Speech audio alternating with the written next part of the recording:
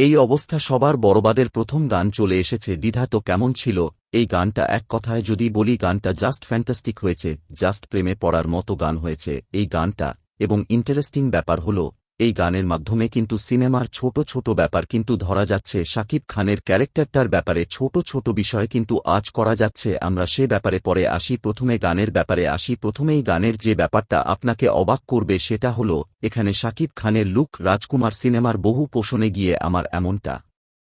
মনে হয়েছে যে মেকআপের ত্রুটির কারণে শাকিব খানকে অনেক বেশি বয়স্ক মনে হয়েছে এই ব্যাপারটা যারা রাজকুমার দেখেছে তারাই বলতে পারবে সিনেমার বিভিন্ন পোর্শনে এই ব্যাপারটা বারবার মনে হয়েছে আমি ওই সিনেমার কথা কেন বলছি এর কারণ হল এই গানটায় আপনি যদি দেখেন পুরো গান জুড়ে শাকিব খানকে কিন্তু অনেক ইয়ং লাগে পুরো গান জুড়ে তাকে অল্প বয়স্ক লাগে এবং বেশ রিফ্রেশিং লাগে মানে আপনি যদি তার দিকে তাকান আপনার চোখ আটকে যাবে এবং এই ব্যাপারটা কিন্তু একদম শুরু থেকে শেষ অবধি ছিল এখন এই পুরো গান জুড়ে ইন্টারেস্টিং লাগার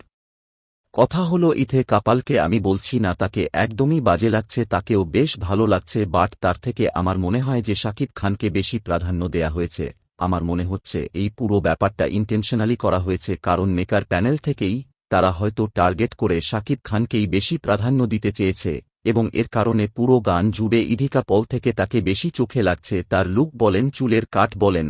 এবং তিনি যেভাবে তাকায় প্রত্যেকটা ছোট ছোট ব্যাপারে আপনার চোখ আটকে থাকবে এবারে গানের অডিও ভার্সনের ব্যাপারে যদি বলি দেন গানটা শুনতে কিন্তু বেশ শ্রুতি মধুর লাগছে প্রীতম হাসান তিনি কিন্তু বর্তমান জেনারেশনের যে ছেলে পান আছে তারা যে ধরনের মিউজিক পছন্দ করে এবং তাদের মিউজিক টেস্ট সম্পর্কে খুব ভালো আইডিয়া রাখেন যেটার প্রমাণ তিনি বহুবার দিয়েছে তিনি তার গানের মাধ্যমে সেটা হোক লিরিক্স অথবা মিউজিক কম্পোজিশন এই পুরো বিষয়ের মাধ্যমে কিন্তু বড় রকম একটা অডিয়েন্সকে টার্গেট করতে পারে এবং এই কারণেই কিন্তু তিনি এই লম্বা সময়ব্যাপী তার জনপ্রিয়তা ধরে রেখেছে সর্বোপরি যদি বলি গানটার যে অডিও ভার্সন আছে এবং ভিডিও ভার্সন দুইটাই বেশ ভালো হয়েছে এবং আমার মনে হচ্ছে এই গানটা এই বছরের সেরা রোমান্টিক গান হিসেবে থেকে যাবে এখন যদি না এরপর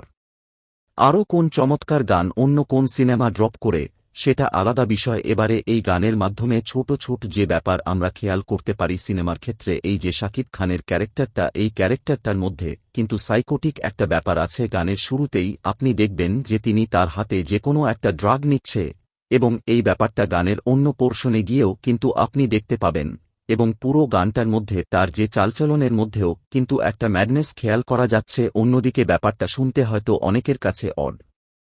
লাগবে বাট এগেইন এই গানের